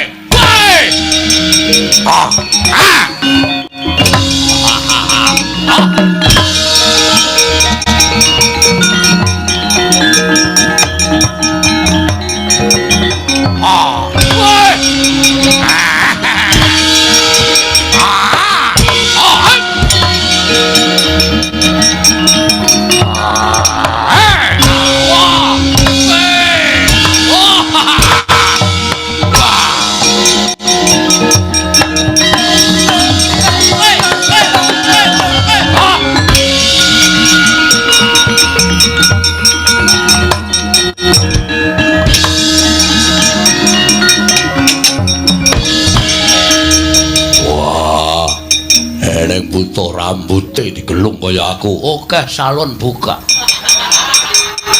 Apa dikira ora entuk gelung kaya kowe? Wah, deplok dadamu, deploke jahe kowe. Wah!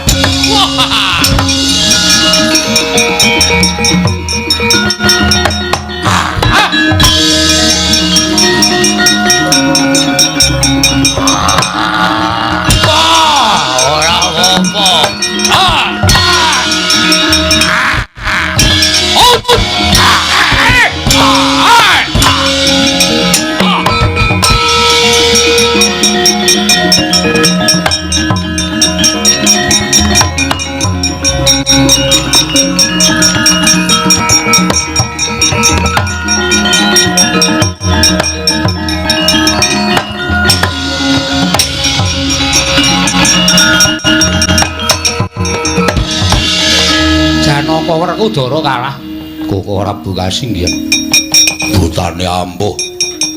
Lehku serik. Rambute kaya aku. Lah wong dipadani rambute kok lara ati lho. Wah, sing madani wing wujud buta. Kresna kakangku mangsa Baranga. Kaya ngapa wujude lak tandangane.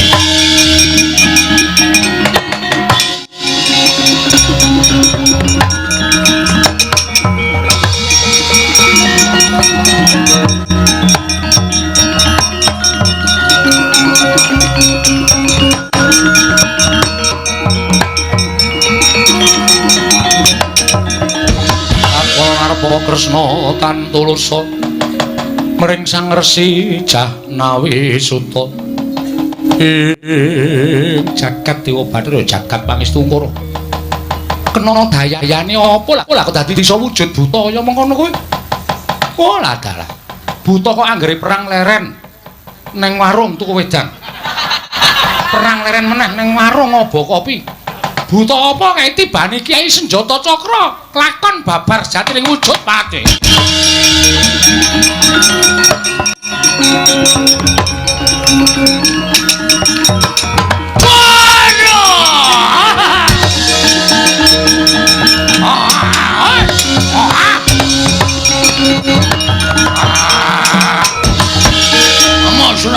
Saya merasa imbang yang bodoh. Wis malih aku. Wis ngono kok. Apa? Wah, badar iki. Ora kowe kok dadi buta barang ngopo? Protes. Lho. Protes karo sapa? Demo. Dalam rangka ora trima. Karo sapa? Pandhawa. Kentengan kene. Dokon rawa mrene. Aku arep matur karo Pandhawa kabeh.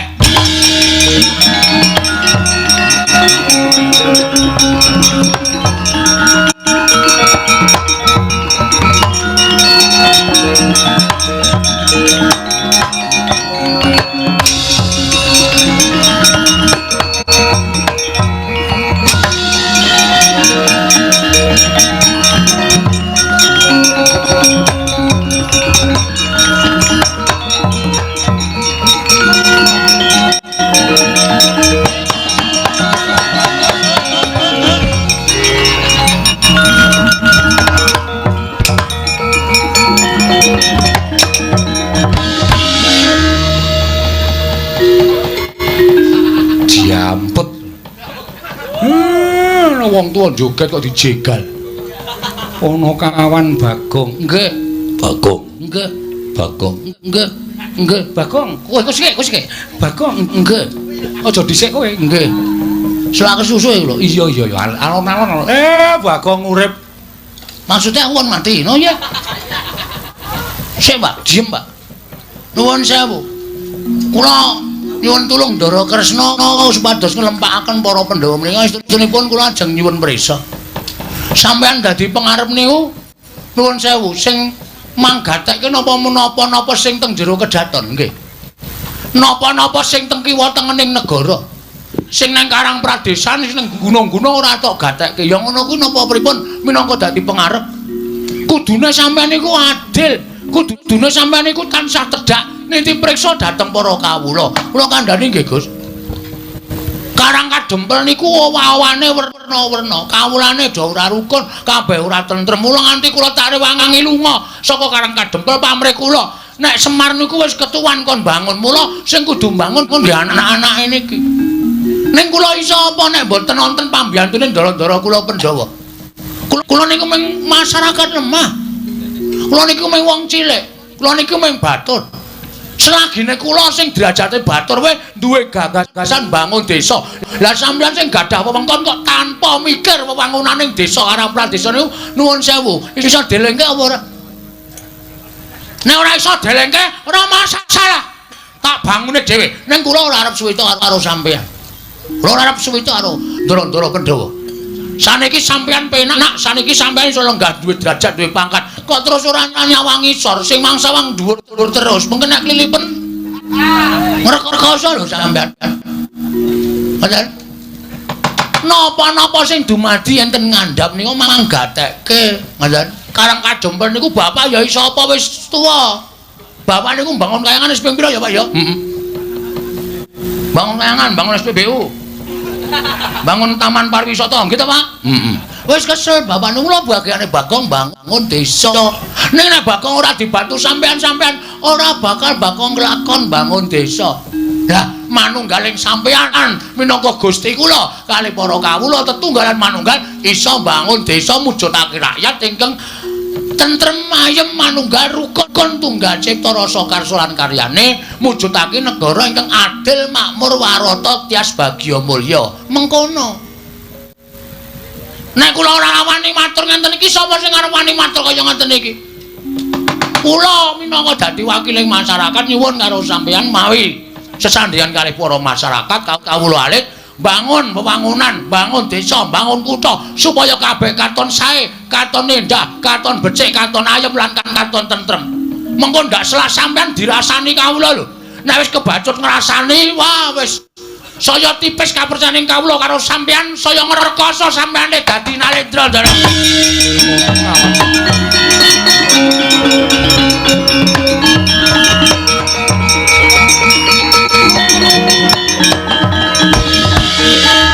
Bathok bolo isi madu. Ana ngono ke bathok. Kowe iki dialem bathok bolo isi madu. Rupamu elek nanging pikiranmu kuwi becik, atimu becik. Matur suwun. Kula mboten butuh pangalembono. Ning kula butuh kesaguhan sampeyan, kesanggupanipun Ndara-ndara supaya bangun desa sareng kaliyan kula. Bagong bakal ndak sengkuyung. Bagong ndak sengkuyung lahir batin. Ponokawan Bagong ndak sengkuyung lahir batin. Ponokawan Bagong aku ya nyengkuyung lahir batin. Anak sing ngerti karo wong tuwa ki meng kowe. Meng kowe, Bagong. Aku ora butuh gareng. Aku ora butuh Petruk. Waton isih ana kowe, bapak iki rumangsane isih kaya urip. Kowe kuwi elek rupamu ning aten-atenmu lah kok. Kowe ya wani ngelingake marang bendaramu ingkang nedeng kalimut. Tole muga-muga kakon penjangkamu Ponokawan.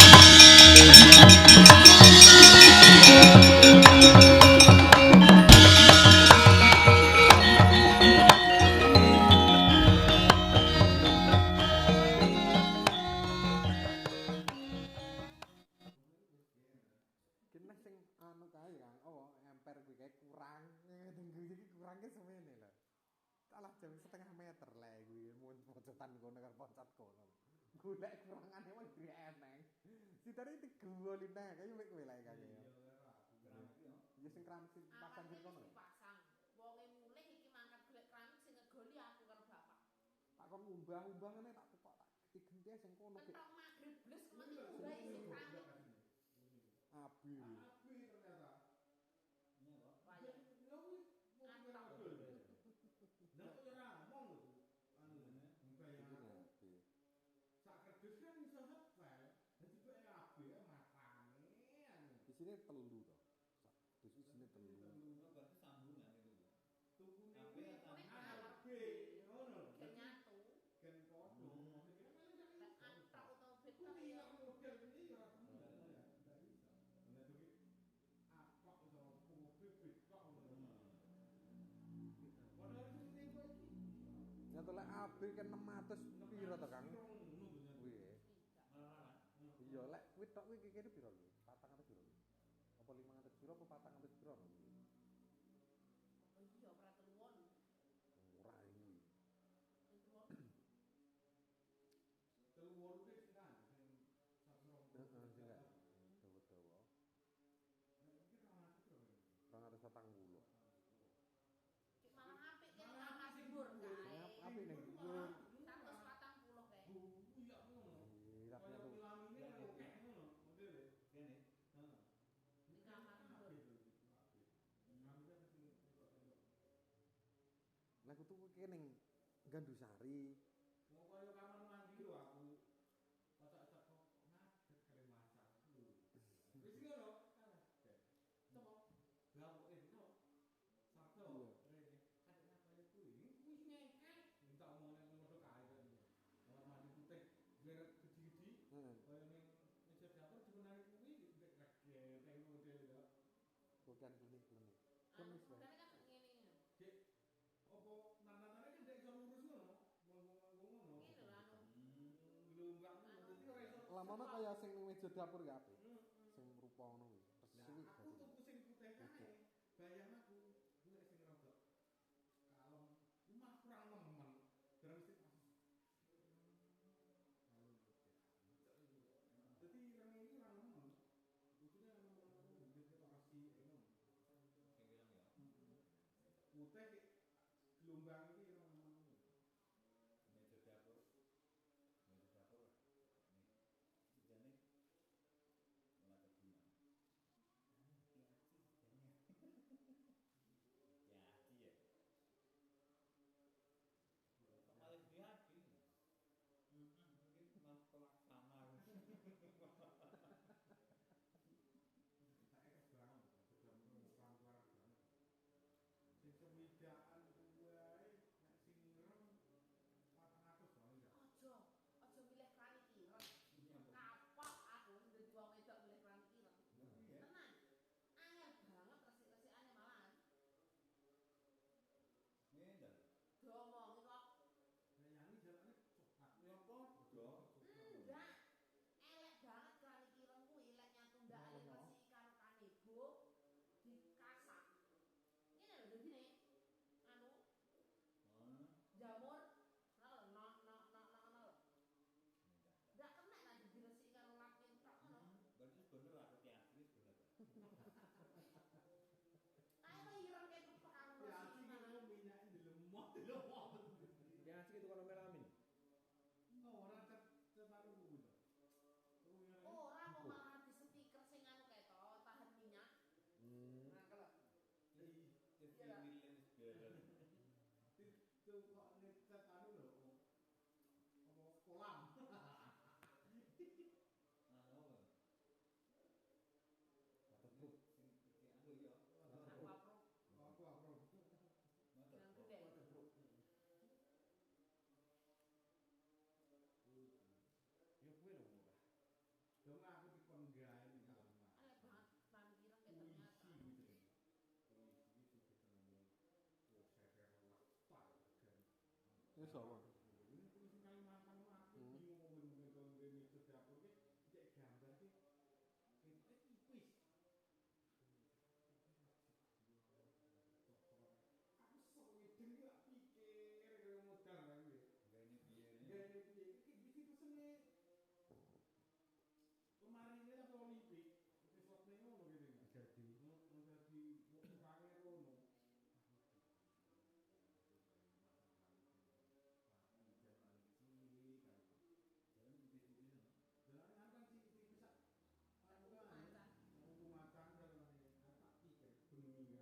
Bro sing gak nemu karo jijik.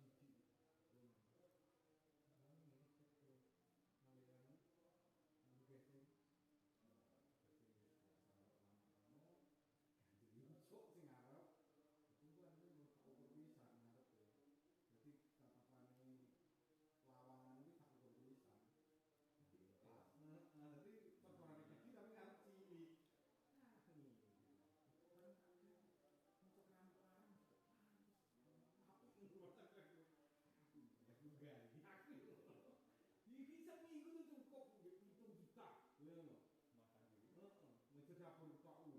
Lah urung kamar mandi ku kan limo lah lakon sak ngono. Anu agar mandi lho bagi itu kok. Aku tadi masang koser. Kan cepet ngono lah modar iku aku. Masa model piye? Ini duduk ngono. Sing enek sensore nang buka dhewe kae. Kok ini berapa titis ya? Aduh. Nulupi silit. Nulup silit ana dhewe. Iya, yang tak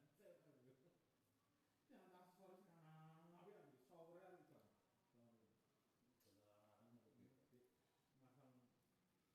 Masang anak tinggal, Tapi duit hilang.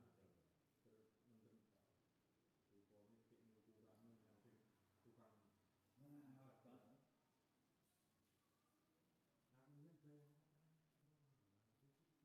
bayang.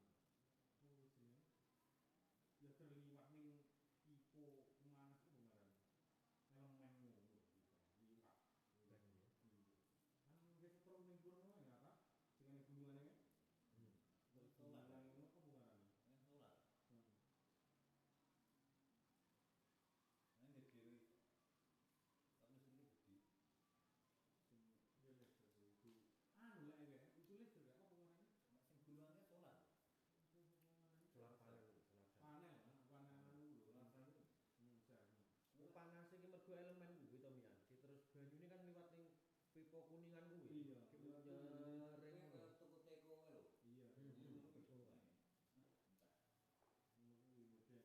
Ya. Yo cuma itu. Aku cuma tahu. Sudah persoalan ini sangat melakukan sangat saya. Ternyata anak nyenggol ya ora. Biji namanya setelah telaten nyenggol.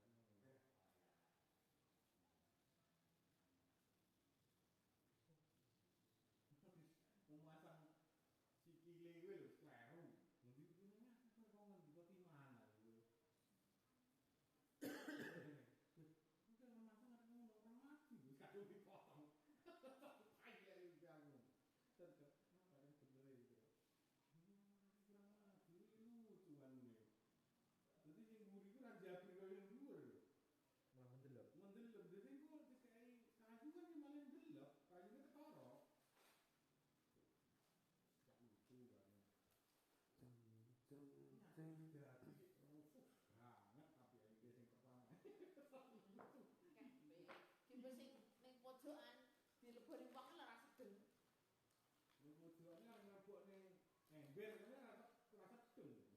Kayak gitu. Kena sikil, ngono. Ngerti ini. Lu piye lah ngasok ngene. Tapi kayak opo nggo. Bukaane piye? Di omahane wis yo. Kok Aku mesti loro aku. Ora ngerti. Ketika tuh loro wae aku wis. Ora minggu pisan kok. Minggu pisan kok. Tidak sempat. Mau.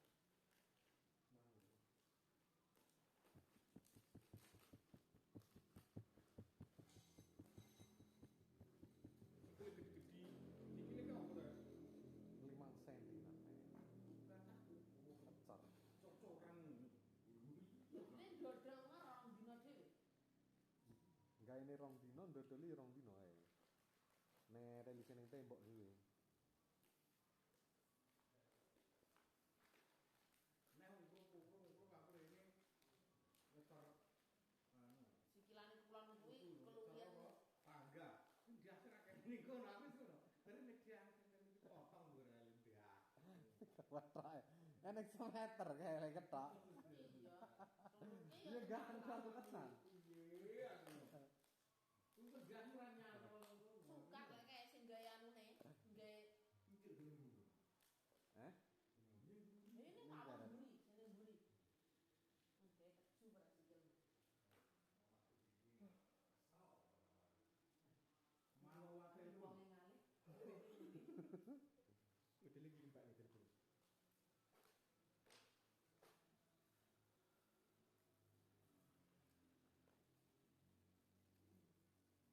Woi sik arep kasih wester lho. Rawon kepala iki sik. Sik keluar iki sing kowe ngomong wangi sing kepalane garis. Kesuwen derek. Iku. Apa sing kurang. Anteni kan. Iki kan mesti kepalane. Malah glisbet. Magel. Kita ngepalani. Tiba mubur wis garing kepalane. Ora sama besok. Yo acian kayak orang dulu. Kayak aja.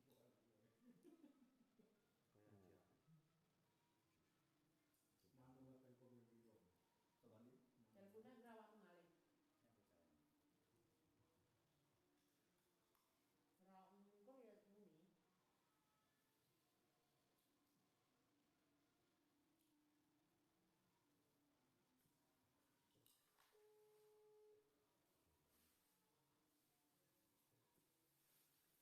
Halo, nyekro, ini bilang.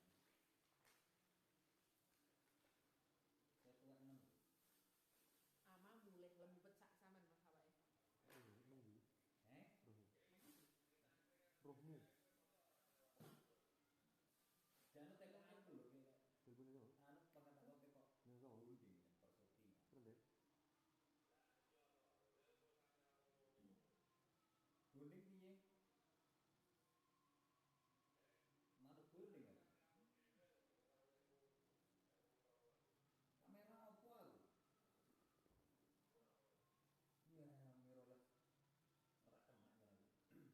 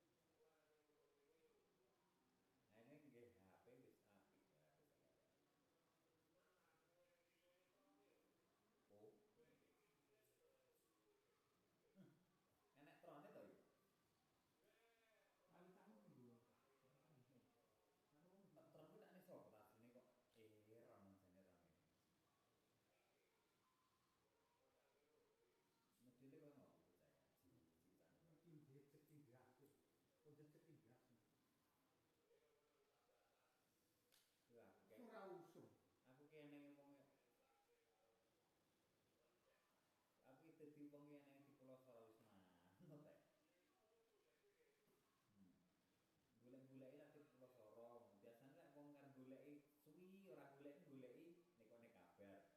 Golek-goleki kan Pulau Sora ini.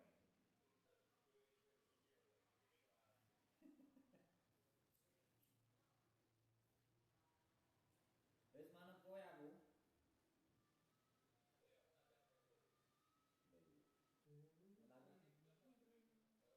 Cepet lho. Engko teko kita tekoan.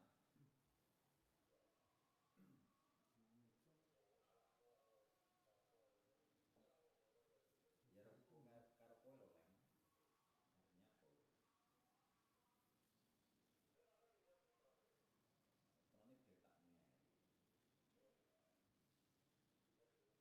Artinya apa?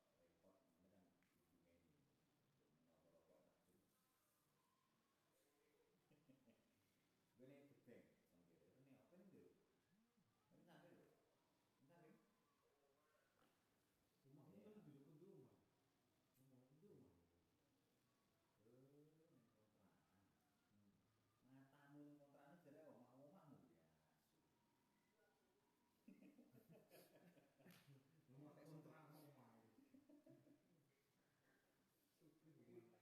Ki gawe omah ngono lho. Jadi arep nyanyi ini yang omahmu ora yang kontrakan. Engko gawe omah to, gawe omah kok dindinge ketron kabeh. Wis.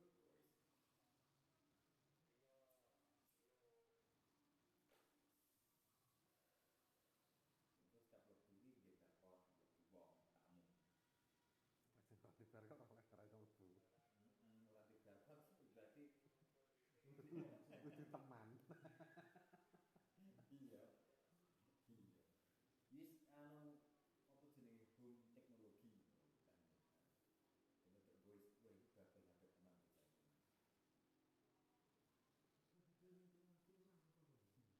Coba. Duwe ning kono? Rapi nek ngono lho. Mekane duwite wis ora tak kanggo bojo bahari kuwi ae. Iku malah. Rada ngetan-ngetan titik ngono cerdi saiki wis teko Tulang Agung, ora titik ngono. Di kono di. Iya.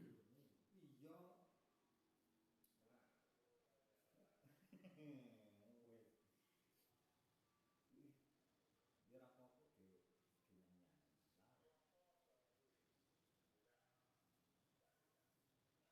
Dia ora apa-apa. Ya kalau kalah kok ngene aku ora apa-apa. Anu bekasku ora apa-apa to, ora apa-apa aku. Karo golo ya. Sing ora.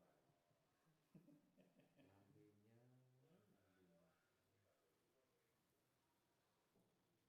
Ya. Ya kok komo aku guru sementing telepon cepne Tinggal dulu. guru. Iya bisa lho. Ini cara apa? Oh iya.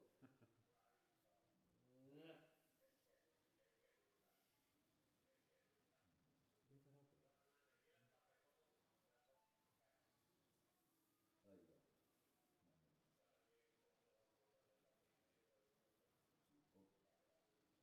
Cukup yang kau rapat di input di HP ya.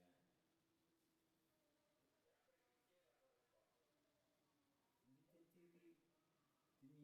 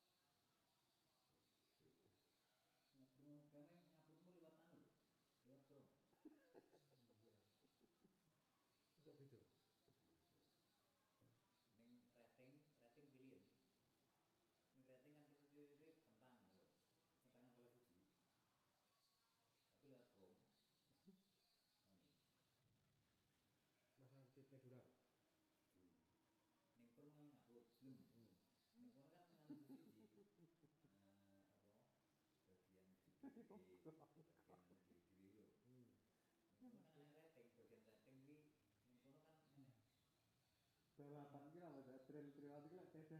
Biasa ya tidak enak no. Berarti kan trail lah. Nomor digeser. Rekam kontak. Ayo iki kan iki buat nek. Ngomong tek nek.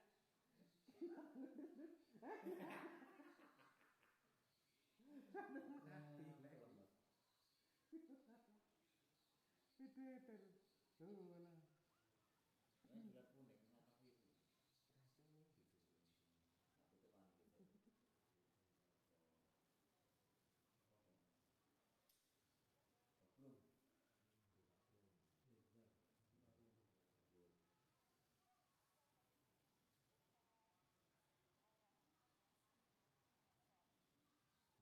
Bulan kuning barang dulu. Jangan mungkin takon iki kok jibuk. Iki sinden pundi sih kae?